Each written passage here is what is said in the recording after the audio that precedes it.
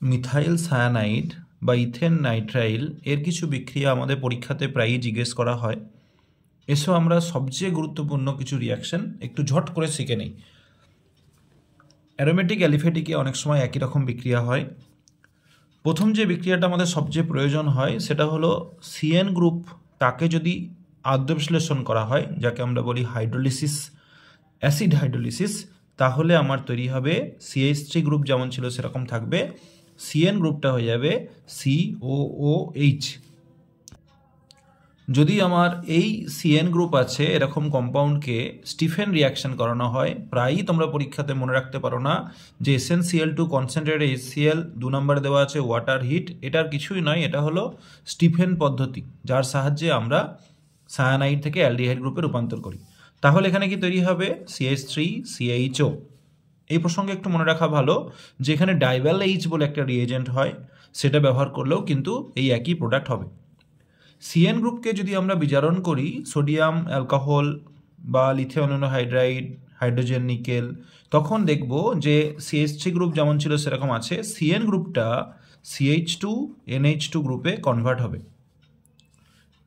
এটাতে একটু বলা উচিত, প্রায়ই পাবো প্রশ্ন যেহেতু এই প্রাসঙ্গিক, তাই হচ্ছে এখানে যদি HNO2 দেওয়া হয় তাহলে কি হবে? এখানে HNO2 দিলে এই NH2 গ্রুপ OH হয়ে যাবে। তোমরা বিভিন্ন রূপান্তর বিক্রিয়া সেখানে তোমার এটা প্রয়োজন হবে যে NH2 গ্রুপকে OH গ্রুপে রূপান্তর করার জন্য, তাই এটা শিখে রাখা ভালো।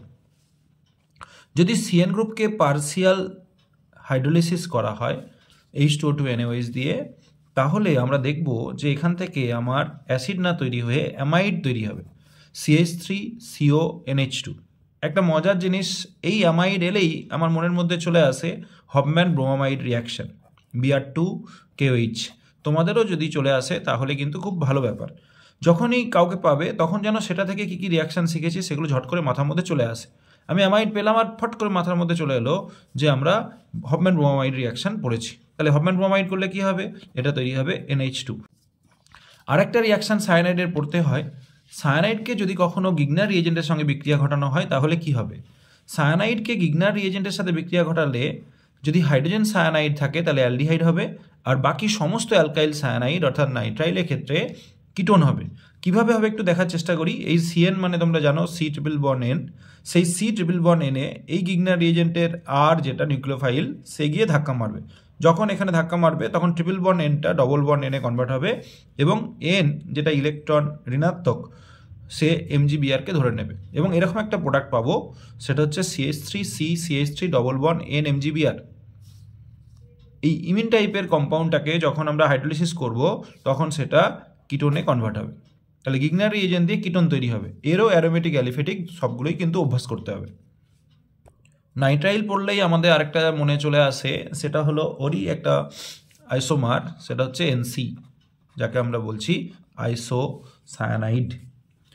আইসোসায়ানাইড বা কার্বিল অ্যামিন, সেই কার্বিল যে প্রোডাক্টটা, সেই কার্বিলটা কী করে তৈরি হচ্ছে সেটা আমাদের একটু শিখে নিতে হবে। সেটা হচ্ছে কার্বিল অ্যামিন বিক্রিয়া থেকে আমরা সেই কার্বিল জাতীয় যৌগকে তৈরি করতে পারবো। এখানে আমি একটু দুর্গন্ধ পাচ্ছি, কেন দুর্গন্ধ পাচ্ছি বুঝতে পারছো না? আমার আশপাশে কোথাও কিছু নোংরা কিছু পড়ে নেই। আমি এই খাতাতে যখনই কার্বিল অ্যামিন বিক্রিয়া লিখলাম তখনই একটা নাকের মধ্যে যেন সেন্ট আসছে, যে সেন্টটা দুর্গন্ধ, ফাউল স্মেল। তার কারণ এখানে একটা আইসোসায়ানাইড কম্পাউন্ড তৈরি হচ্ছে যা তীব্র দুর্গন্ধযুক্ত কম্পাউন্ড। কীভাবে তৈরি হয়? কার্বিল অ্যামিন রিয়াকশানে প্রাইমারি অ্যামিন নেওয়া হয়, এটা অ্যারোমেটিকও হতে পারে অ্যালিফেটিকও হতে পারে, সে কনভার্ট হয় আমার NCতে। যেমন KOH হিট ক্লোরোফর্ম, এটা হচ্ছে কার্বিল অ্যামিন বিক্রিয়ার বিকারক, সেখানে আমার NC হয়। আরেকভাবে NCকে তৈরি করা যায়, কখনও যদি আমার হ্যালাইড থাকে CH3Cl, তাকে যদি আমরা AgCN দিই তখন আমরা NC পাবো। হ্যালাইড থেকে এটা, অ্যামিন থেকে এটা। এবার এই যে সিএনের বিক্রিয়াগুলো পড়লাম, যে সিএনের বিজারণে কী হয়, সিএনের হাইড্রোলিসিসে কী হয়, এখানেও কি সেরকম বিক্রিয়া পড়তে হবে? উত্তর হচ্ছে হ্যাঁ। আইসোসায়ানাইড বা NC তার যদি বিজারণ ঘটানো হয় তখন সেকেন্ডারি অ্যামিন তৈরি হয়। যেমন আমরা সায়ানাইডের বিজারণ ঘটিয়ে আমরা পেলাম প্রাইমারি অ্যামিন, এটা হচ্ছে 1 ডিগ্রি অ্যামিন, প্রাইমারি অ্যামিন, কেন NH2 আছে, আর NH আর থাকলে তখন তাকে বলছি সেকেন্ডারি অ্যামিন। তাহলে এখানে তৈরি হবে CH3, তারপরে NH, তারপরে CH3। এটাকে এরকমভাবে তোমরা মনে রাখতে পারো যে N আছে আর C আছে, এদের মধ্যে হাইড্রোজেনগুলোকে আমায় বসিয়ে দিতে হবে। তাহলে CH3 হলো, NH হলো, CH3 হলো, তাহলে এটা হলো সেকেন্ডারি অ্যামিন। ওই যে আমি একটা রিয়াকশান দেখাচ্ছিলাম কার্বিলামিন রিয়াকশান, সেখানে পরীক্ষার প্রশ্ন দেয়, এখান পর্যন্ত দেওয়ার পর এখানে জিজ্ঞেস করে যে কে H2 নিকেল দিলে কি হবে। তাহলে H2 নিকেল দিলে এটা তৈরি হবে আমার সেকেন্ডারি অ্যামিন। আইসোসায়ানাইডকে যদি ডাইলিউট HCl দেওয়া হয়, সায়ানাইডকে দিলে তো অ্যাসিড হচ্ছিল, এখানে কি হবে, এখানে NC অর্থাৎ N পর্যন্ত NH2 হবে, আর C যেটা সেটা ফর্মিক অ্যাসিড হবে। সমস্ত আইসোসায়ানাইডে আমরা একটা ফর্মিক অ্যাসিড পাবো, C এর জন্য ফর্মিক অ্যাসিড হবে। আরেকটা রিয়াকশান একটু পড়তে হয়, সেটা হচ্ছে মার্কিউরিক অক্সাইডের সাথে যদি কখনো মিথাইল আইসোসায়ানাইডে বিক্রিয়া করানো হয়, তাহলে একটা গ্যাস উৎপন্ন হয় যেটা হচ্ছে মিথাইল আইসোসায়ানাইড গ্যাস, যেকে আমরা মিক নামে পরিচিত, এবং মার্কারি বিজারিত হয়। এই কটা বিক্রিয়া আইসোসায়ানাইডে পড়ে নিলে আমার মনে হয় আর আমার কোথাও কোনো অসুবিধা হওয়ার কথা নয় পরীক্ষার প্রস্তুতির ক্ষেত্রে। অ্যারোমেটিক যদি কেউ বলো সে অ্যালিফেটিক অ্যারোমেটিক, আপনি বারবার বলছেন অ্যারোমেটিক বলতে কি বলছেন? অ্যারোমেটিক বলতে চাইছি যে এরকম NH2 গ্রুপ আছে যাকে আমি অ্যানিলিন বলছি, তাকে যদি আমরা দিই KOH আর ক্লোরোফর্ম সঙ্গে হিট, তাহলে এটা আইডেন্টিফিকেশন অফ প্রাইমারি অ্যামিন, মনে রাখতে হবে কার্বিলামিন রিয়াকশন। তাহলে কি হবে, হ্যাঁ আবার গন্ধ পাচ্ছি, ঠিকই বলছো, আবার গন্ধ পাচ্ছি, তাহলে এটা ফিনাইল আইসোসায়ানাইড তৈরি হবে, যেটা তীব্র দুর্গন্ধযুক্ত গ্যাস, এটা শনাক্তকরণ বিক্রিয়াতে লাগে। একে যদি আবার রিডাকশন করি, কী দিয়ে রিডাকশন করব, সেটা সোডিয়াম অ্যালকোহল দিয়ে হতে পারে, লিথিয়াম অ্যালুমিনাম হাইড্রাইড দিয়ে হতে পারে। তাহলে আমি লিথিয়াম অ্যালুমিনাম হাইড্রাইড দিয়ে রিডাকশন করি LiAlH4, তাহলে আমার এটা তৈরি হবে H2 নিকেল দিয়ে হতে পারে।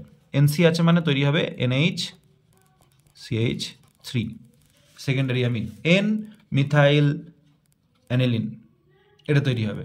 এই রকম টাইপের অ্যারোমেটিক রিয়াকশনগুলোকে রিভিশন করতে বলছি। যত রিভিশন করবে তত কিন্তু তোমার কাছে অর্গানিক কেমিস্ট্রিটা সহজ হবে। Thank you for watching.